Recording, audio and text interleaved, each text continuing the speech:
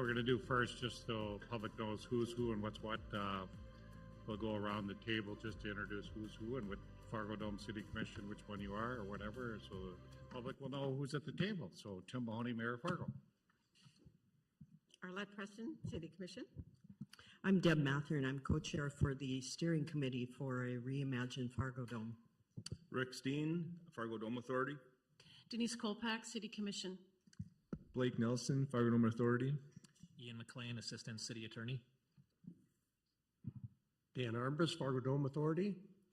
Brenda Derrig, Assistant City Administrator. Troy Gergen, FARGODOME Authority. Eric Johnson, Assistant City Attorney. John Strand, City Commissioner. Nancy Jorheim, FARGODOME. Mike Rethinger, City Administrator, Fargo. David Supas, FARGODOME Authority. Mike Ellingston, FARGODOME Authority President. So first I want to thank all the FARGODOME Authority members who worked so hard on this project to bring it forward to us. And I believe I'm turning it over to Rob Soblik to take it off. That's what the invisible agenda says, yes, I think so. So thank you, commissioners, authority members, City of Fargo staff for here. And a lot of our partners out here, I see that a lot of names I forget or blank on the spot, but President Cook, Director of Athletics, Matt Larson, our architectural team from RLE Architects with Rich, Kim, and Mark, team makers, members, and a lot of other people. So thank you very much for your attendance. If I start crying or, mixing my words, just really tired, and it's been a long road to this point, so we're very excited about it. I think what we're going to start off with is the team at RLE Architects and Perkins & Will out of Denver, which is the national consulting architect on this project. And thankfully, Perkins & Will, the gentleman with that, used to be Sink Combs Detloff, which was the original architect on the FARGODOME. So that has been very advantageous to this. But they put together kind of an exterior rendering flyover and some renderings of the inside. You see still pictures around here. We're going to play that for you. Just letting you know that this is all in the schematic phase, and hopefully with positive momentum, there'll be further design development.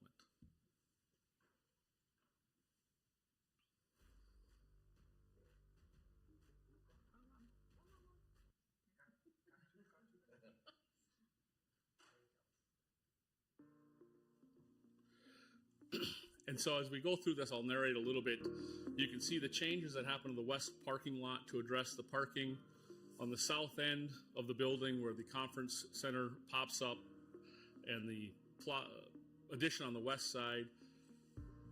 Some walkarounds on the northeast and southwest corner as you're looking at the northeast corner as it zooms in to this to be able to get through the congestion in the existing corners at concourse heightened events.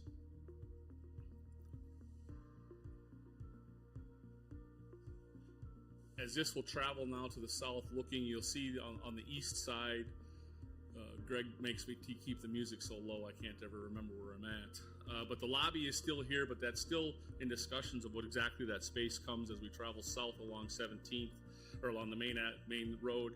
You can see the addition then to the southeast corner, the existing brick up on top, where it would be kind of more circulation space, socializing space for our patrons to go to, also as well as the main entrance for the exhibition center. As you look at that, as it travels to the south towards 17th Avenue looking north. On the west side here then, you can see on the right-hand side the conference space.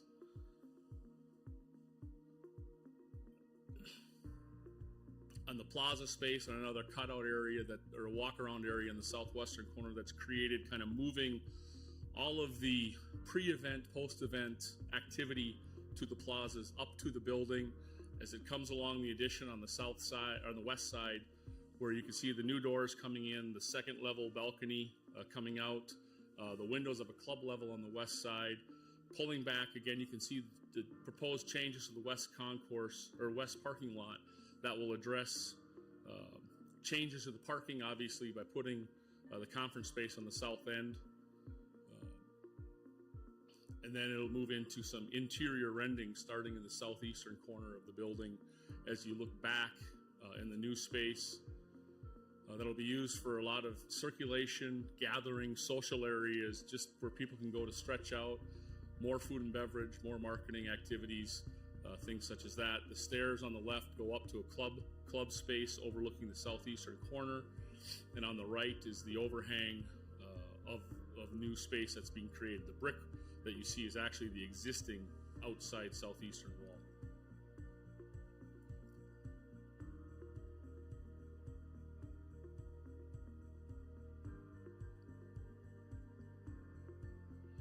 This next one, it will be on the southwestern side, kind of that walk around created. You can kind of see on the left into the interior and how hopefully it'll allow people to alleviate and get around some of the congestion if they don't want to be in there. The food and beverage, the merch activations will still be inside the arena, but this is where you could be walking around the facility in an interior space now, looking south to the conference space. This I can't wrap my head around. That pillar on the right is the current exterior pillar. So all of that to the left of the screen is all new interior space, along with above what is the bathrooms, restrooms right now. That'll be fit up. This will be on the west side. And then this will be a shot into that club area, or off concourse space, about 12 to 19,000 square feet, again with restrooms, food and beverage activations, a patio out to the west side. And this one overlooks the west concourse.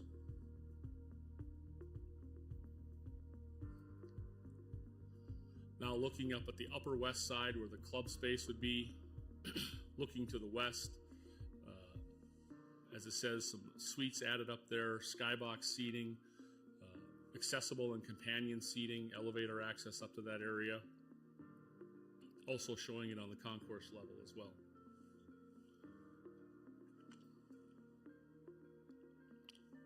Just a close-up of the club space. You see the additional suites. The club space in there, that would be kind of chair rail, bar rail, theater type high top seating with restroom and food and beverage amenities, and a half floor lower the accessible seating areas. Press box area, a little space added to the upper area for accessibility and restroom space.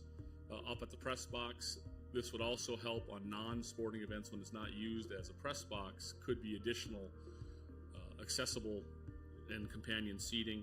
And then this one is the southeastern corner area right now that is all storage, turned into, again, more space for restrooms, food and beverage, accessible seating, gathering, social space, along with that club level that would come across in the southeast corner and overlook everything there.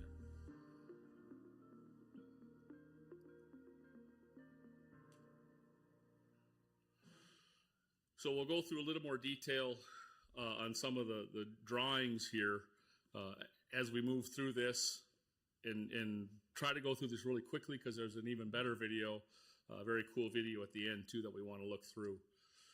But just some remembering of the quick highlights of the FARGODOME and how it started back in 1988, a community initiative by a lot of people, leaders who got together. There was a public vote for a half-cent city sales tax, a home rule charter amendment that created both the half-cent city sales tax along with the 7-member FARGODOME Authority as the governing board.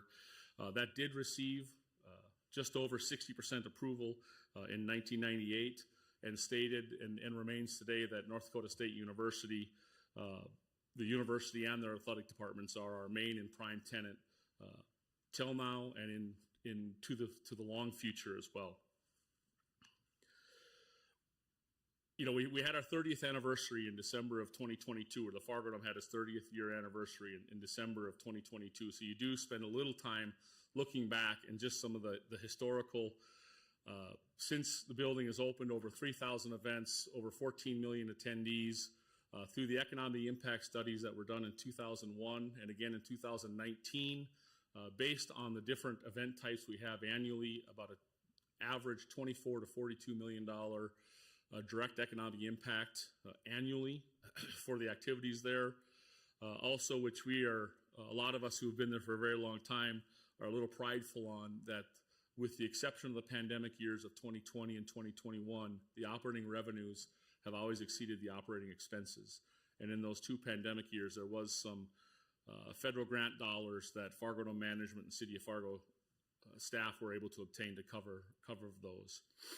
And as it sits today at the end of May, the building does have what is now a permanent fund, which was started as the escrow, but became the permanent fund when sales tax dollars were no longer flowing through the FARGODOME in 2009. That is invested with the North Dakota State Investment Board, and through the interest earnings and other earnings, that sits at about $41 million. Since FARGODOME opened in 1992, you can just see the city's grown immensely. Over 63% more square miles and acreage, population 63% higher than in 1989, employment in households well over double, and through the MetroCog studies, I think similar to even what was shown in the airport conversations, the Hector expansion last week, it's only growing and going better. So where do we look at? How do we do different things? As we've looked at this program, and frankly, some of us with FARGODOME management have been looking at this since 2011, 2012, and what are the right things to do? How do we make different things come together? This is focusing on improving and enhancing the accessibility of the building, whether it's seating, press box areas, restroom space, but also working and listening to the different event surveys that we've done, and just the modern amenities that our guests for all event types are looking for when they come to FARGODOME. Definitely more restrooms. If some of you joined us last Saturday, you probably agree. But also more circulation space, just social space to get around the concourses or the concourse area, to go to different areas, to purchase food and beverage, or more points of sale, a larger variety of offerings for that, and the different seating options, just no longer a stadium seat, but maybe a club space, suite areas, things such as that. And again, with the operation, because of those two, which are our focus, we do get some operational enhancements out of this to make our staff and our efforts more efficient, but also through the conference space, maybe expand our portfolio of revenue opportunities. Onto the accessibility. Right now, looking at expanding and improving the accessibility. The challenge with FARGODOME is we have a lot of different sets. And so when you look at our main set, kind of what we're known for, Gate City Bank Field, NDSU football, there are 86 accessible and companion seats. This plan would take it to about 224 seats, as well as in the press box area with some changes in the elevator and the different things shown on that video. We'd be changing the elevator to open to the second level of the press box, opening that area up some, more convenient for our friends in the media, and also helping with the accessibility on those levels as well. Restrooms. It seems to be a favorite topic. You would think a favorite topic is a good topic. This topic is a challenge for the FARGODOME and everything that has taken place. So you can read the actual comments that have been taken from surveys at different events, and you can also see the existing graph where we would be taking particularly the female restrooms from 134 fixtures to 262 fixtures. Men increased slightly. Also on the family restroom side, a few years back we added some family restrooms to the upper level on the east side. However, this plan would distribute family restrooms throughout the 4 different sides of the concourses as we go. Again, with the patron expectations, the circulation space, more points of sale, a different variety, larger variety of concessions, and just so people can move around. They're not getting caught in restroom lines, ticketing lines, food and beverage lines, or just people trying to walk around. Is this going to solve everything? No, it's not. At intermissions of huge shows, at intermissions of at large football games, NDSU football and others, Monster Jam, no building is designed to handle that main crush, but we certainly want to be effective for far more of the majority time throughout the event. And we can see the results when people have the ability to move around, not have to wait in line so long, The last time Pink was here in 2019, 20,000 people. The food and beverage per cap was about $10 per head. For Jason Aldean, a year later, had the same amount of items, same amount of points of sale open to help with that, almost double the amount of money spent, which is a revenue thing that also then helps to fund the operating expenses of the building as well. And again, with the operational efficiencies, right now all of the storage is in these highlighted spaces. The right-hand graph there on the south end of the building, the only freight elevator is 600 feet to the north end. So everything's got to be pushed or moved to there, moved up, and brought back. When FARGODOME opened in 1992, the whole security line thing, the checks really wasn't there. But the more modern facilities have more enclosed. So we do have the lobby space on the east side for the security lineup, but on the west side and south ends, everybody's outside, covered mostly by canopy, but we want more climate controlled space for both the marshaling security areas, which then can turn into circulation space as well. The lobby meeting rooms, the 10,000 square feet up on the second level, that was all added in 2000. It's had a little bit of a makeover, but typically every 10 to 15 years are when those spaces have a makeover to freshen them up so that meeting planners and can have good events and good experiences when they come.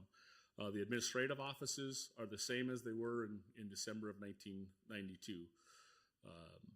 We've added a lot more staff. We have people sharing offices. They're in cubicles. So as part of this to kind of refresh that area.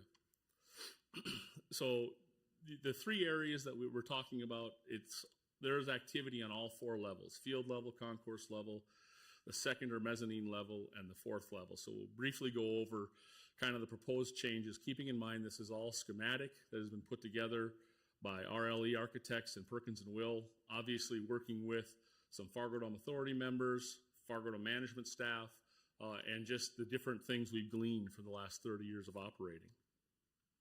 Starting with the field level, a lot of these changes are more so for concerts and large events when we load 2,000 to 8,000 people down onto the floor, increase our attendance over what is normally there for football. But right now those people are serviced by a small concession stand and bathroom area in the southwest corner. Everybody needs to go up to the concourse level with everyone else. What we're proposing to do is do a large excavation in the southeastern side, and all of the new yellow space is all new excavated space that becomes storage. All of the storage then that is currently in these areas are moved there, which then opens in this orange space here to a multi-purpose space that could be one large room for concerts and events, where we have points of sale and gathering space for people to come to as kind of a quote-unquote club level, along with this other orange space in the existing southeastern corner that is storage. The aqua or lighter blue, I forgot my color palette, will be all new female and male restrooms. And then the dark navy is more accessible, added accessible seating, kind of coined the front row seats, if you will. If you're familiar with the building and kind of the sections 4 and 5, rows A, B, and C, they would load from this southeastern corner that has a new elevator access down there. And then also currently in all four corners of the building, those egress stairs go directly outside. But in the southeastern side, that will now exit into the concourse area on the southeast to give kind of a main floor entry, if you will, and a way for people to easily get up onto the concourse if they'd like to gather with their friends that came and are sitting in other places, brag that they're down in the field club prior to the football game, whatever it is people want to do on that. On the concourse level, with adding in more and expanding our accessible seating, we've talked about the spot here, but we would be removing 2 suites from the east side and 2 suites from the west side and putting in permanent accessible seating areas in those spaces, along with one on the north side. And so this would greatly enhance the amount of seats, but more importantly, expand the distribution, the horizontal distribution of these seats and their locations throughout, whether it's a football field or a concert setting or things such as this, or the different building sets. And it would add to the existing 5 accessible seating areas we have on the concourse level. As far as restrooms, all of the restrooms would be updated for the change in building codes that have happened over the last 30 years for the sizing or the different heights and things such as that. But on the north, the south, and the west side, particularly in the added square footage, that's where your great increase in female restrooms would also happen, along with the placement of family restrooms in that area. Food and beverage, we would be adding food and beverage to places that don't have it currently on the south concourse, possibly kind of in the middle of the existing lobby space, a little bit more of that on that briefly. And then the large addition on the west side would have additional food and beverage opportunities in there so people, again, can spread out. And then just the overall circulation. On the east side, we've been discussing taking where the existing ticket office is with this elevator and food and beverage space, and at a minimum pushing it out to the far eastern side along the glass, which allows, again, for the placement of food and beverage, but also at peak times, once the crowd is in, this can be kind of a circulation space to get around kind of those pinch points that exist right now. On the northeast and southwestern sides are those kind of interior walkarounds that were shown in the video, again with the food and beverage and marketing activations happening in the existing corners. But if somebody is just trying to get from the west to the south or vice versa, they can use this space to move around. And then the biggest change, obviously, is on the west side with taking the existing building out to essentially Albrecht Avenue at this time and creating much more interior space on this level, again, for pre-event and then the ingress for the security lines, the security protocols that are required. But once that portion is done, this can become additional circulation space so people can get around, the crush of lines at food and beverage or different things such as that, along with the staircases and elevator towers up to the other levels of that addition. Going up to the mezzanine level and keeping on that west side, then the existing building line right now, there's about 7,000 square feet of just space above the western bathrooms right now, the west concourse. You don't see that on the east side because that's where the offices and some of that function happens. With the addition of that add about another 12,000 square feet. So there'd be about a 19,000 square feet space. I like to term it as just an off-concourse area. It would be a space that has restrooms, food and beverage amenities, gathering amenities, so people, whether it's at the height of concourse use, they can go there to avoid some lines or different types of food and beverage. But if the whole family went to Monster Jam and mom really doesn't want to be there and their neighbors came too, they might hang out there the whole time and have a glass of wine, watch some TV or different things there. Vice versa, maybe it's Disney on Ice and the princesses are in town and dad got drugged there. His buddies are there, they're up there and they're talking whatever they're doing or watching different sporting events that piped in or things such as that. And then they come down and pretend that they watched the whole event and they get away with it. It's never happened in my life. On the southeastern side, then carrying up to that mezzanine level, this yellow area would be right now proposed as a space for our new expanded administrative offices, which we would vacate these spaces that are in the orange here, and those would be turned back into smaller breakout spaces in that 500 to 700 square foot. You would have access out onto the second level, as you saw that staircase that moves from concourse level up to second level, the mezzanine level in that space, and then a club space that comes into the arena. You would watch the event from that space. Again, more pub style, bar rail, accessible seating areas in that space with food and beverage amenities up there and access again to get down to the floor level if you want via elevator or stairs, different things with that, again, to just create more space for people to go to. Following all the way up to the top, on the west side would be the club and suite space. So you can see the dark blue, which would be 1/2 floor below.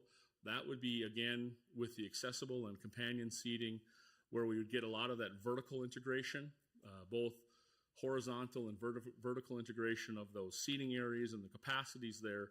The elevators would open up a 1/2 floor lower on the east side to access that space. There'd be some staircases, and then the west side of the elevators would open up one floor higher, half a floor higher to access the club space, again with restrooms, food and beverage, and prep amenities. And you can see that we've kind of drawn in about 8 suites. Keep in mind, we're relocating. We'll need to relocate 4 of our existing suites from concourse level up to this level. And then depending upon design, conversations, partnership level, there might be 2 to 4 more added spaces depending upon how those get fit up. Excuse me. On the east side, the changes to the press box, as we discussed, as we would kind of create new space that's outside of the existing east wall. Right now, the elevator would open to that space. There'd be restrooms in that space, press, media, workrooms in that space. So primarily for sporting events. However, as I mentioned, when it's just a regular event, this again could be more used as more vertical distribution of accessible seating and companion seating on that. On the north end, as we've talked about a lot of the seating changes, these are taking out existing stadium seats. They're put in, that capacity level is still in the club areas, the suite areas around the building, but there are some press boxes on the north end of the building that I